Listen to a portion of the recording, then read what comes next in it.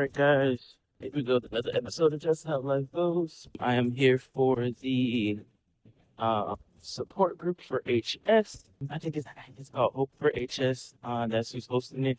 So it is going to be at the USF Medical School or whatever. This is our launch of our first support group. So actually, we are a chapter for Hope for HS. They have been helping us to. And then I also wanted to let you know we have our clinical trials unit. With the HS, we don't know. That's what. And I would rather say that society and culture doesn't give us room. Yeah. Sometimes you're on the job and you just can't think it's a job. Your FMLAs, they look at you nice. We're not an included citizen. In order to gain it, we have to have support groups. Mm-hmm. We have to share whatever is told as those people to do a careful, gain our equity, and teach people it's not right to reject us. It's not right to tease us. It's not right to shame us. And many other diseases have to do that. So we're lucky at this stage, the surgery, but there were warriors before us. I mean, this disease, we're still alive. I'm 67. There's some that are 80 years old, still alive, that had nothing. And I was in the beginning very angry, like I was misdiagnosed. I was even diagnosed for something I never even had, on medications that could have done me harm. The reality of it, this is our society. And I don't blame them anymore. Do you get a certificate as beautiful as a plastic surgeon for doing HS? Well, it's right. Because if you have that, that's an honor. That's an honor that you should have a plaque or certificate, right? For HS doctors. You know, you can have one intern, dermatology. But we're so unique. Life is so unique. People are so unique that we should have specialized clinics for doctors. Not just top doctor for HS. And we still don't have enough. So we also have to recruit them.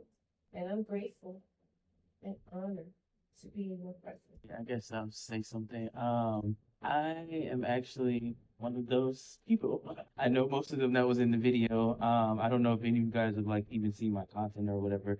So it's actually very great to see the Tampa crew. I actually didn't even like know that many of us here, so that's like awesome. But anyhow, it was very shocking to see because I've never seen it actually on or in a presentation for someone to have hash up there. Which is another comorbidity for HS. If you don't know, it affects like literally the 1%ers of the 1% of HS, and I do have it. And seeing that, I felt like this is like the first time that inclusivity ever happened. Because even going to different conferences, no one knows about it. I'm teaching them, and being that as an HS warrior as well, it is hard. So yeah, I wish at your age I had this. Like going through school, going through even from middle school, high school, college. That's a whole different thing. Just even I don't know what stage you are, but I give you props for even showing up. Because at your age, I wouldn't have even paid. So just to see that, like I just had to give you your props because for me that's a big thing. To see the younger people have a ground they can actually stand on because as you said, most of us didn't. Like it took me. I was like 10 years before I even got my diagnosis, and even then it was because I'm overweight. I've been overweight my whole life. You can't tell me that's the reason. I lost the weight. I got worse. So like, yeah, no, and I gained it back, and I've been better ever since. I'm on different medication, but still, you can't tell me it's like that's the main or one of the main symptoms. And a lot of doctors like to say that. So I won't say that you just find, what works for you, whatever, but give you kudos, man. Someone asked me in the audience, they were like, "What do you think about being obese?" And I told them, from my own experience, I'm not sure if there's association because, like I said in my presentation, my patients are of a variety of shapes and sizes, and I think there must be something else.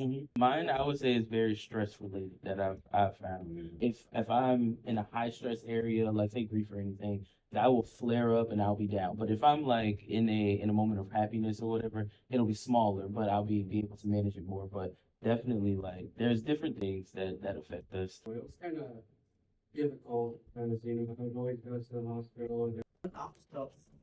But there's always a time wherein you say, okay, Lord, what did I do wrong? No, you didn't do anything wrong. Just like if you had cancer, if you had leukemia, if you had any other bacteria or disease or anything. We are his testimony. I am a living testimony. And I know I am. Because which I know I will be 71 years old, God's grace next month. But we, as God's children, have to realize we're not only alone. We're not alone. He's always there with us, to cry with us, to shout with us, always pray. That's the only way I got through this. That's the only way we will continue to get through this. I've been in so many hospitals, I don't even count anymore. But I'm still here to tell you we will get through what God provides every day. We don't know what that day gonna be. But we gotta thank God for that day. We're blessed. I'm blessed. Because I'm still here and I'm talking to all of you. Everybody deals with it totally different. And I had to learn to cry, to pray, shout, kick, cartwheels. I cried myself to sleep. Many of nights, but I'm still here. Only through the grace of God. It's not the medication. Only through God's grace, mercy, and His strength. That's the only way I'm here. Thank you. So 2020 is when I got the initial diagnosis. I've had Crohn's since 2012. And then once we finally got the Crohn's under control, then all of a sudden I noticed HS and stuff. So it's been, a battle for, this time trying to figure out. So glad to be here. But I'm appreciative for this group. There's a lot that we can all learn from each other. And just glad that this opportunity to fellowship. It's for the patient. She doesn't really want to talk, so I'll talk about it. She got diagnosed at 13. So thankful our dermatologist takes a little bit, but at this point she's now said that she can't help us any further. But she did recommend going to USF because I was like, man, I'm junkie when it comes to Asia. University of Miami, what they're doing, some things that were the injections of the skin, and I'm like, oh gosh, well, why can't we do this? And our dermatologist is like, I went to school, and that was it. And I didn't go into like a specialty or like she's more like, let me take care of your face and the Botox or something like that. And but she's like, you need to go find a specialist.